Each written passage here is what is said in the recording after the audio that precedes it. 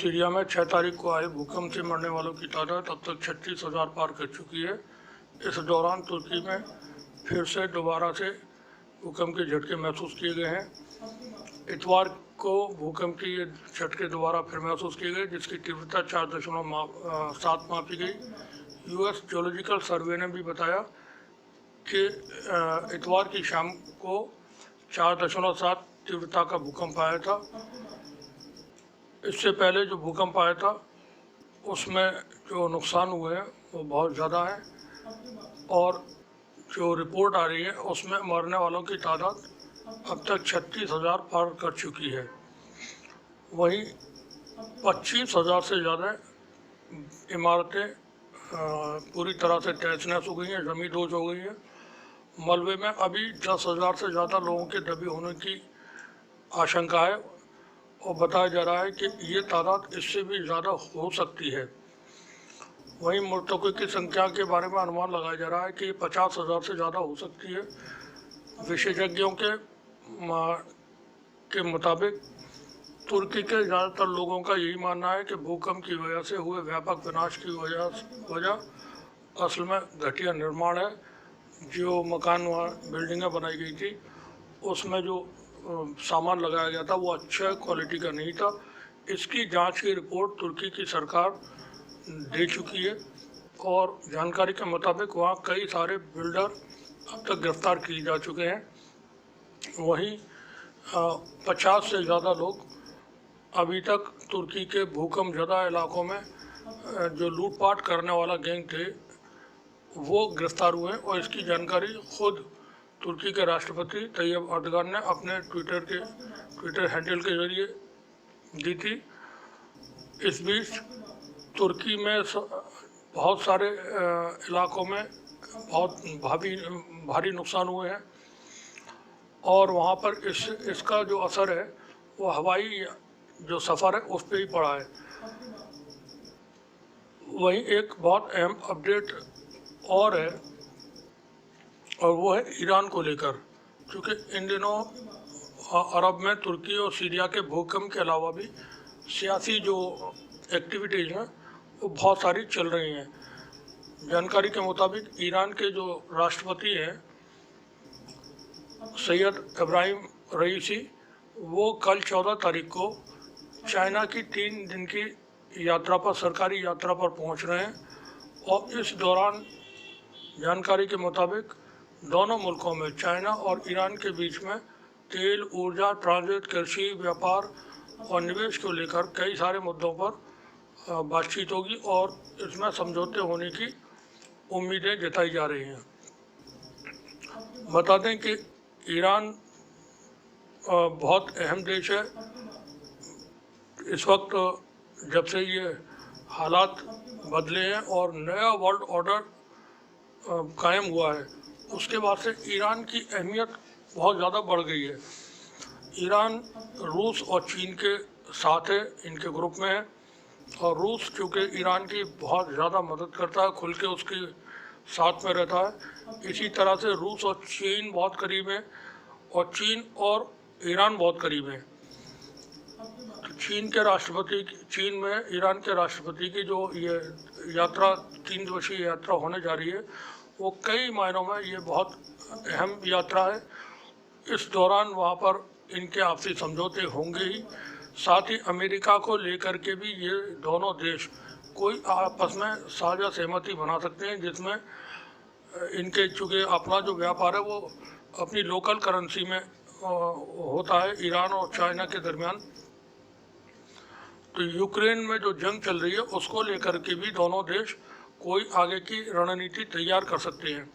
यहाँ एक बार फिर बता दें कि रूस और यूक्रेन का जंग शुरू होने से पहले पिछले साल 2022 में जनवरी में जब विंटर ओलंपिक्स चाइना में हो रहे थे उस दौरान चाइना के अंदर कई देशों के प्रमुख पहुँचे हुए थे, जिसमें रूस के प्रमुख व्लादिमीर पुतिन, पाकिस्तान के पूर्व प्रधानमंत्री इमरान खान, इसी तरह से ईरान के राष्ट्रपति, सऊदी अरब के क्राउन प्रिंस बिन सलमान और दूसरे देशों के हेड वहाँ पर मौजूद थे। इस दौरान चीन के राष्ट्रपति ने सिर्फ 2 लोगों से 1-to-1 मुलाकात की थी, जिसमें रूस के राष्ट्रपति पुतिन और पाकिस्तान के तत्कालीन प्रधानमंत्री इमरान खान थे। और उसी के समापन के बाद कुछ दिनों बाद रूस ने फिर यूक्रेन के खिलाफ फौजी एक्शन लिया था। इससे यह साबित होता है और सभी जानते हैं कि रूस के साथ में चीन है इस वक्त, और चीन पूरी तरह से खुल करके है।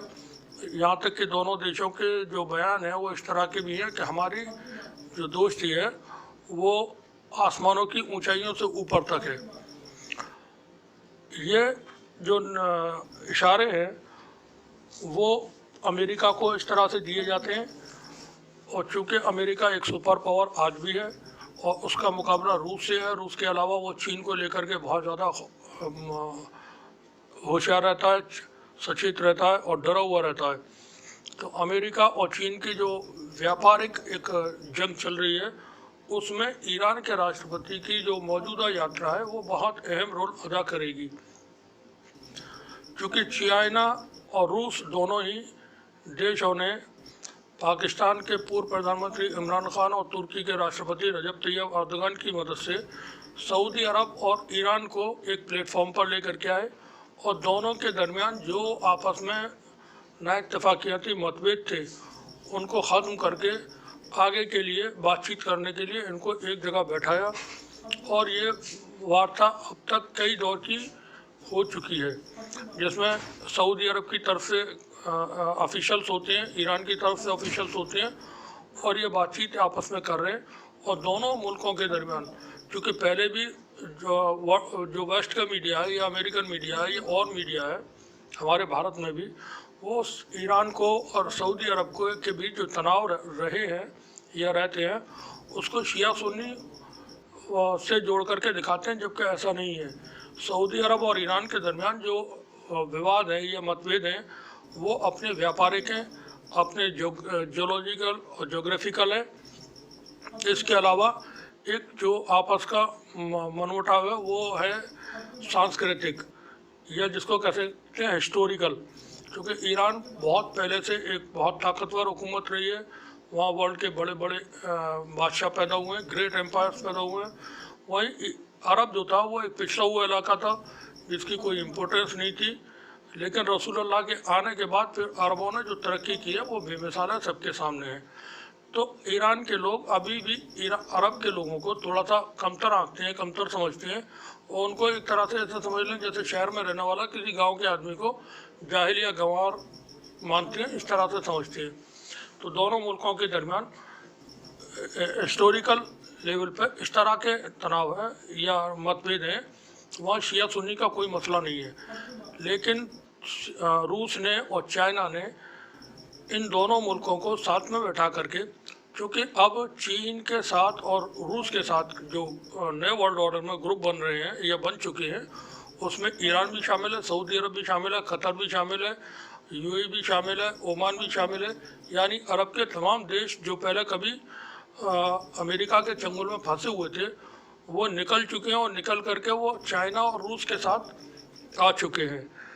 रूस के यूक्रेन की जंग के दौरान कई मरतबा अमेरिका ने सऊदी अरब के ऊपर दबाव बनाने की कोशिश की, ये भी बताना ज़रूरी है, मगर सऊदी अरब की हुकूमत अमेरिका के किसी भी दबाव में नहीं आई और वो अपने तरीके से काम करते रहे। यहाँ तक कि अमेरिकी राष्ट्रपति ने सऊदी अरब को सख्त संदेश देने के लिए ब्रिटेन के तत्कालीन प्रधानमंत्री बोरिस जॉनसन को भेजा था, मगर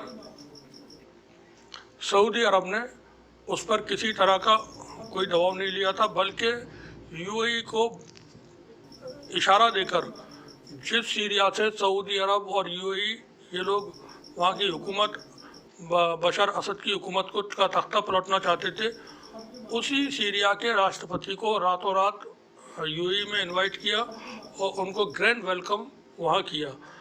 ये एक अमेरिका और अमेरिका के जो सहयोगी हैं उनको सऊदी अरब और यूएई का एक जवाब था।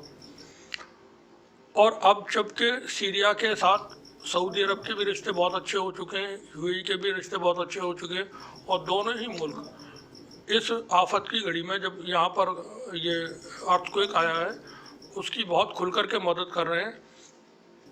उसके बाद ये तमाम चीज़ें ख़त्म हो जाती हैं कि वहाँ किसी तरह के आपस में मतभेद है। आज की तारीख में जितना एक यूनाइट अरब नज़र आता है, इससे पहले शायद ही कभी नज़र आया हो। इसकी बौखलाहट अमेरिका को है, बहुत ज़्यादा बौखलाहट है। वहीं यूरोप के मुल्कों को बहुत ज़्यादा बौखलाहट है जो नेटो के सदस्य थे। अभी एक एक अपडेट और बता दें कि इराक के जो प्रधानमंत्री हैं, मौजूदा प्रधानमंत्री, उन्होंने भी इस बात को लेकर के बोला है, और इराक के विदेश मंत्री ने भी, कि सऊदी अरब और ईरान के बीच तनाव ख़त्म कराने की हमारी कोशिश है और हम इन दोनों मुल्कों की बातचीत करवा रहे हैं। तो कई सारी चीज़ें यहाँ पर निकल के आ रही हैं कि अब जो दुनिया है वो पूरी तरह से बदल रही है। अरब के मुल्कों का जो रुझान यूरोप की तरफ और अमेरिका की तरफ हुआ करता था वो ख़त्म हो रहा है, और वो चाइना और रूस के साथ क्लब कर रहे हैं।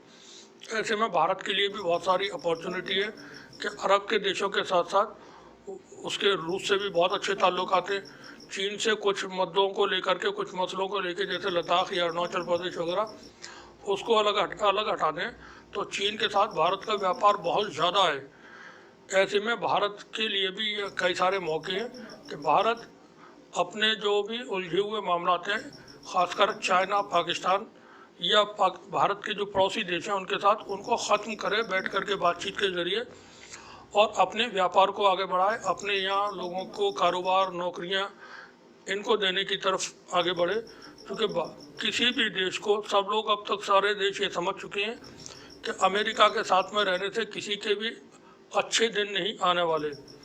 अमेरिका और अमेरिका के सहयोगी उन देशों को चारे की तरह इस्तेमाल करते हैं जो उनके साथ दोस्ती में होते हैं। और चाइना और रूस ऐसे दोस्त हैं जो मुस्तकिल किसी के साथ अगर रहते हैं तो वो उसको, रिश्तों को आगे तक निभाते हैं। जैसे भारत और रूस के रिश्ते दशकों पुराने हो चुके हैं, और रूस हर मौके पर भारत के साथ, उसके साथ में खड़ा नज़र आता है। मामला चाहे वो किसी भी तरह का हो, रूस की तरफ से भारत को हमेशा से खुला समर्थन हासिल होता है। ऐसे में वर्ल्ड ऑर्डर चूँकि चेंज हो रहे हैं, और बहुत सारी चीज़ें जो अदृश्य हैं, जो दिखाई नहीं देती हैं, वो पर्दे के पीछे से चलती रहती हैं। भारत अगर कोशिश करे तो यूक्रेन की जंग को रुकवाने के लिए, अगर उसकी तरफ से कोशिश होती है तो रूस को और यूक्रेन को वो मना सकता है। इसमें सऊदी अरब को भी साथ में ले सकते हैं, तुर्की को भी साथ में ले सकते हैं। और ये जंग अगर भारत अपने प्रयासों से रुकवा लेता है तो उसका इम्पैक्ट भारत की इमेज पर वर्ल्ड वाइड बहुत अच्छा होगा।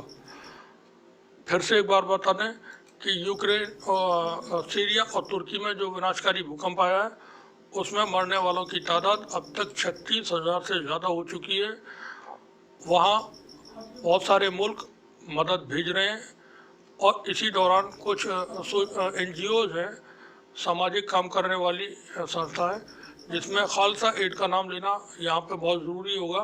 क्योंकि ये ऐसी संस्था है, ये सिखों की संस्था है, जो कहीं भी किसी भी तरह की कोई आफत होती है तो वहाँ पर ये लोग मौजूद होते हैं। चाहे वो पाकिस्तान का अभी जो हाल में फ्लड आया था वो हो, म्यांमार में मुसलमानों के साथ, रोहिंग्या मुसलमानों के साथ जो कुछ हुआ उसमें, या और कहीं के किसी तरह का कोई कुदरती आफत होती है, वहाँ खालसा एड के लोग मौजूद होते हैं और अपनी तरफ से जितनी भी मदद मुमकिन होती है ये लोग करते हैं। बने रहिए हमारे साथ, देखते रहिए तीसरी जंग न्यूज़। शुक्रिया आपका।